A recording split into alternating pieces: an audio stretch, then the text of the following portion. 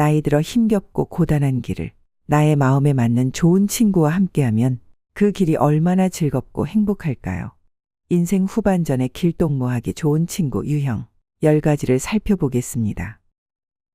첫째, 긍정적인 친구. 나이 들수록 활력이 넘치고 긍정적인 친구를 가까이 하세요. 매사에 부정적인 사람. 이런 사람을 가까이 하면 맥 빠지고 기운 다 날아갑니다. 세상을 부정적으로 보는 사람은 항상 비판적이고 칭찬에 인색하죠. 칭찬은 고래도 춤추게 한다라는 말이 있습니다. 칭찬하는데 돈 들어가나요? 나의 말을 경청하고 진심으로 응원해주는 친구가 있다면 얼마나 든든하고 행복할까요? 그런 친구가 있다는 자체만으로 세상은 살만한 가치가 있다고 여길지도 모릅니다. 나이 들어갈수록 같이 웃고 떠들고 서로를 인정해주는 친구가 곁에 있어야 합니다. 그래야 하루하루가 즐겁고 행복해지지 않을까요? 세상을 긍정적으로 보는 사람이 세상을 밝은 방향으로 이끌어가는 것입니다. 그렇지 않나요? 둘째, 유쾌한 친구. 일단 재미가 있어야 합니다. 인생 뭐 있나요? 어차피 한번 왔다 가는 인생. 재밌게 놀다 가는 거죠. 인생은 소풍이에요. 잠시 왔다 가는 소풍. 흥겹고 설레지 않은 소풍이 무슨 의미가 있을까요? 천상병 시인의 귀천이라는 시에 이런 구절이 있습니다. 나 하늘로 돌아가리라. 아름다운 이 세상 소풍 끝내는 날 가서 아름다웠더라고 말하리라. 시인은 암울한 현실 속에서도 해악과 유쾌함을 잊지 않았다고 하죠.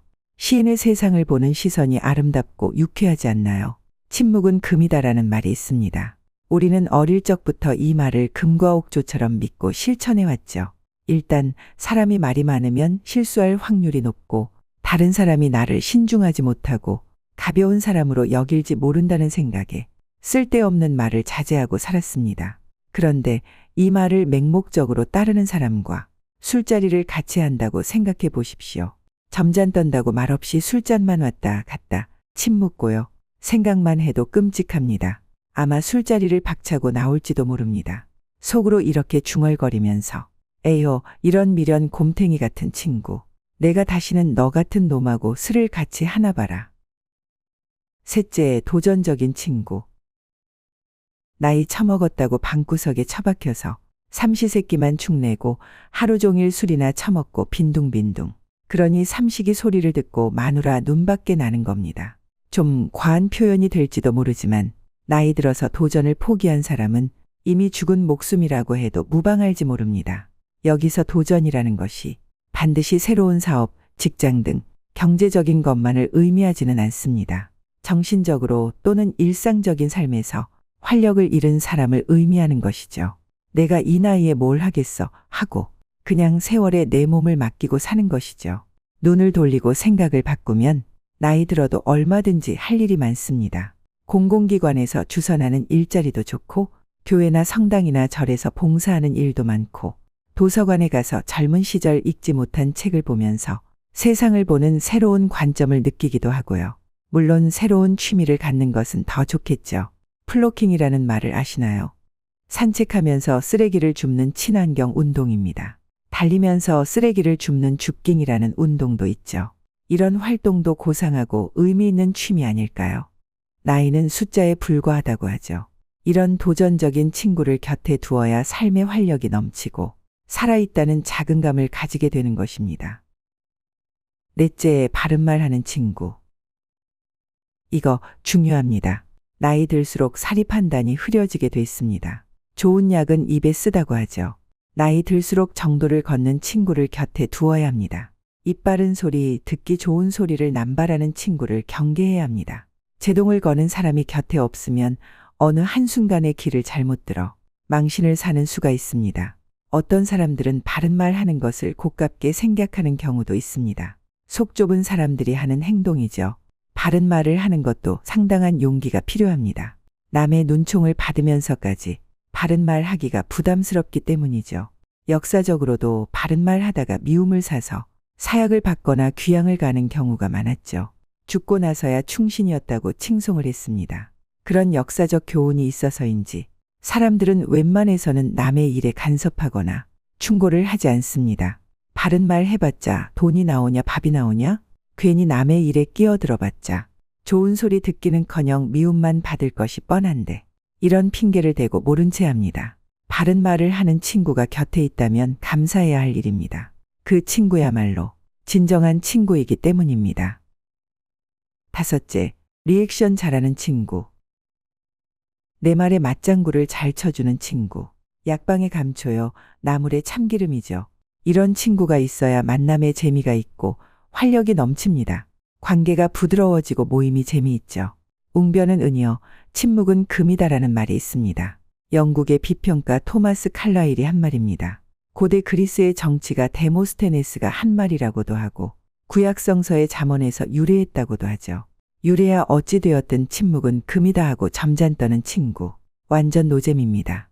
가벼운 사람 취급당할까봐 교양 있는 척 행세하느라 언행이 신중한 사람이라는 티라도 내려는 듯 리액션 없이 조용히 말만 듣고 있는 사람 답답하지 않을까요? 이 사람이 내 말을 듣고 있기는 하는 건가? 속으로 나를 비웃고 있는 건 아닐까? 전혀 리액션이 없으니 답답하기도 하고 나중에는 상대방의 무신경한 태도에 기분이 나쁠 지경에 이르죠. 생각해 보십시오. 나는 열심히 말하는데 아무런 반응이 없으면 기분 나쁘지 않을까요? 내 말에 반응을 잘 해주는 친구. 곁에 있으면 활력이 넘치는 보약 같은 친구입니다.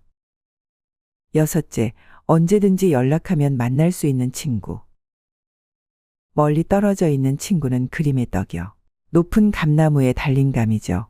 내가 슬프고 힘들 때, 세상이 허망에 쓰러져 울고 싶은 마음이 들 때, 중요한 선택을 앞에 두고 잠을 못 자며 고민할 때 등등. 이럴 때 전화 한 통으로 놀라서 달려나올 수 있는 친구. 이런 친구가 나에게 소중한 친구입니다. 물론 멀리 떨어져 사는 친구를 폄하하는 말은 아닙니다. 내가 목마를 때 바로 옆에 우물이 있어야 목을 축일 수 있듯이 사막의 오아시스처럼 귀한 친구라 하더라도 멀리 있다면 지금 목마른 나의 갈증을 당장 해소해 줄 수 있나요? 물론 전화도 있고 카톡 등 메시지도 있지만 마주 앉아 나누는 감정의 교류를 따라갈 수는 없을 것입니다. 언제든지 만날 수 있는 친구, 언제든지 달려 나와 줄 수 있는 친구가 나의 가장 소중한 친구입니다. 일곱째, 나이 어린 젊은 친구. 이 세상은 결국 젊은 친구들이 이끌어 가게 되어 있습니다. 나이든 어른들의 경험과 연륜도 무시할 수 없지만 시시각각 변해가는 세상에 쉽게 적응하고 새로운 것을 창조해내는 젊은 사람들이 역사를 이어가는 것입니다. 어르신들이 항상 하는 말이 있습니다. 우리 때는 안 그랬는데 요즘 애들은 너무 예의 범절이 없고 자기만 알아. 물론 일부 그런 애들도 있겠지만 어른들이 더 엉망입니다. 지하철 경로석에서 큰 소리로 싸우는 사람들은 다 노인들입니다. 주민등록증 까보자고 서로 싸웁니다. 나이 더 먹은 것이 무슨 벼슬이나 되는 양 부끄러움을 모릅니다. 노인들이 왜 걸핏하면 예의 범절을 따지는지 이해하기 힘들죠.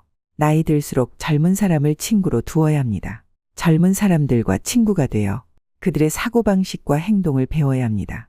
그러다 보면 어느새 훨씬 더 젊어진 자신을 발견하게 될 것입니다. 여덟째, 취미가 같은 친구. 나이 들어 은퇴하면 무료한 일상이 자신을 기다립니다.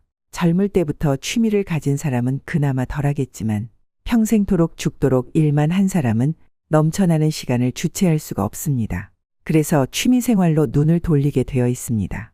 하지만 취미라는 게 하루아침에 생겨나는 것이 아닙니다. 그제야 평생 일만 한 자신이 바보스럽게 살았다는 생각을 하기도 하죠. 같은 취미를 가진 사람들이 모이면 일단 재미가 있습니다. 공통의 관심사로 뭉치게 되므로 동명상련 비슷한 연대감을 갖게 됩니다. 서로 의지가 되고 같이 취미 활동을 하는 시간만큼은 모든 시름을 잊게 되죠. 일상의 소소한 행복을 느끼게 됩니다. 글프, 당구, 탁구, 볼링, 여행, 문화유산 답사 등 돈 드는 취미도 있지만 등산, 자전거 타기, 사진 찍기, 도서관에서 책 읽기, 문화센터에서 시간 보내기 등 눈을 돌려보면 적은 돈으로 즐길 수 있는 취미 생활도 많습니다. 하지만 취미 중에 최고의 취미는 봉사활동이라는 말이 있죠. 여러분은 어떻게 생각하시나요? 아홉째, 옛 친구. 누가 뭐래도 친구 중에 최고의 친구는 옛 친구입니다. 중마고우라고 하죠. 어릴 적부터 티격태격 싸우면서 수십 년을 지내온 사이라 척하면 삼천리요, 쿵하면 호박 떨어지는 소리인 줄 압니다. 친구의 의도나 상황을 기가 막히게 알아채죠. 서로 부대끼고 살아온 세월이 긴 만큼이나 상대의 성품이나 성향을 익히 알고 있습니다. 가끔 사소한 일로 다투고 토라지는 일이 있지만 완전히 돌아서는 경우는 거의 없습니다. 지나온 세월만큼이나 굳은 살처럼 달라붙은 찐득한 우정이 친구 사이를 갈라 놓지 못할 정도로 깊어졌기 때문이죠. 직장 친구, 사회 친구 등 이해 관계에 따라 맺어진 친구는 현역에서 은퇴하면 자연히 멀어지는 경우가 많습니다. 자연히 나이 들어가면서 어릴 적 같이 놀던 옛 친구를 찾게 되죠. 현직에 있을 때는 초등학교, 중, 고등학교 친구들의 모임에 거의 나오지 않던 친구들이 현직을 그만두고 나이가 들어가면서 다시 나오는 경우가 많습니다. 그만큼 옛 친구들이 편하다는 것이겠죠. 수구초심이라는 말이 괜히 생겼겠습니까? 10번째, 배우자. 친구 아닌 친구, 배우자, 평생의 반려자, 나의 배우자가 내 곁에 남을 마지막 사람이라는 것은 어느 누구도 부정하지 못할 사실입니다. 내가 병원에 누워 마지막 가는 시간을 가늠하고 있다고 생각해 보십시오. 친구들은 몇 번 병문안 왔다 가면 끝입니다. 건강한 자기들끼리 놉니다. 나의 친구는 내 곁을 지키는 배우자밖에 없습니다. 그러므로 마지막 남는 친구는 나의 배우자인 것입니다. 여러분은 어떻게 생각하시나요? 나의 마지막 동반자. 서로 더욱 더 사랑하십시오.